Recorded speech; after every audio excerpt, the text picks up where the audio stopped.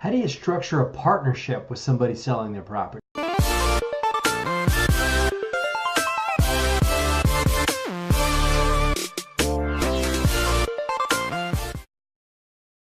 What's going on YouTube? It's Matt Faircloth. Thank you for watching Mentorship Monday. I don't say that enough because I'm grateful. Thank you for watching Mentorship Monday, and I appreciate you guys.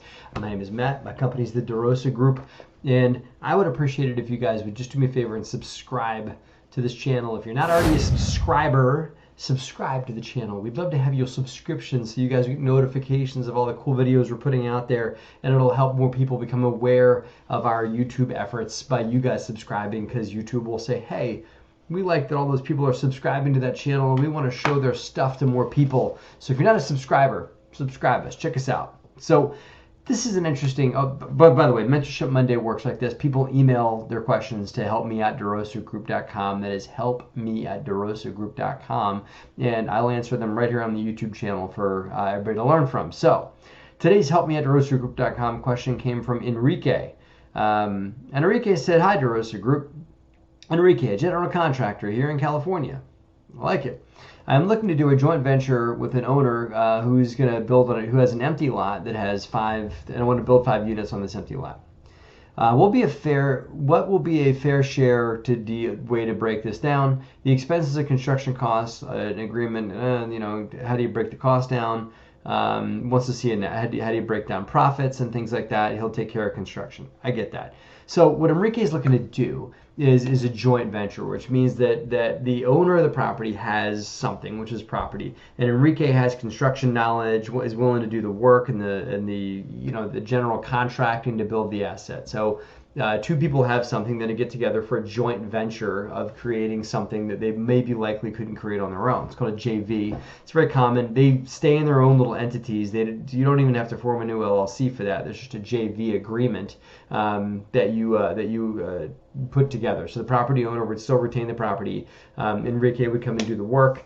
And they would share in the profits. So very vast generalization. There's things that come up in JV agreements because the joint venture itself is not a legal entity. It's an agreement that you two have that's legally enforceable, but it's not a new company that gets formed.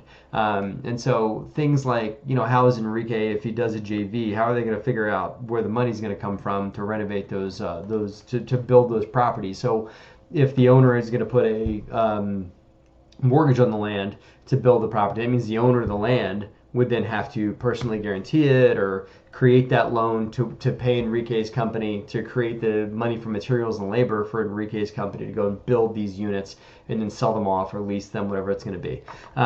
So there's a problem in JVs there, is because it's hard to hold both parties accountable to borrowing money.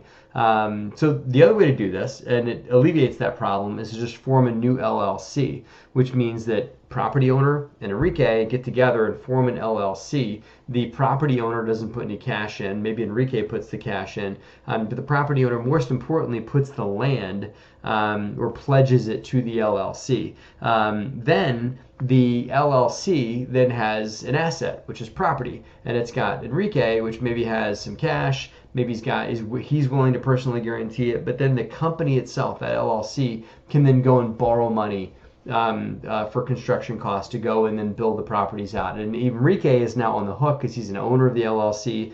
Property owner is also on the hook, perhaps as an owner of the LLC as well. I see that model happen quite a bit. So if you guys watching know someone who owns a piece of land and you're looking to build something, you're looking to create something on that property and bring the owner of the property in as an owner, so you're really not, you're kind of sort of buying the property from them, but you're really looking at this opportunity with them and bringing them on board to the upside profit that you might get from renovating the property, from perhaps selling it or renting it out or whatever. You got to be willing to get in bed with whoever this person is, the owner of this land, because they might not want to just put it in as a silent partner. They might want to have a say. So you got to be willing to deal with them. If you can negotiate that they're 100% silent and you do all the doing and the actions and stuff like that, then more power to you. That's great.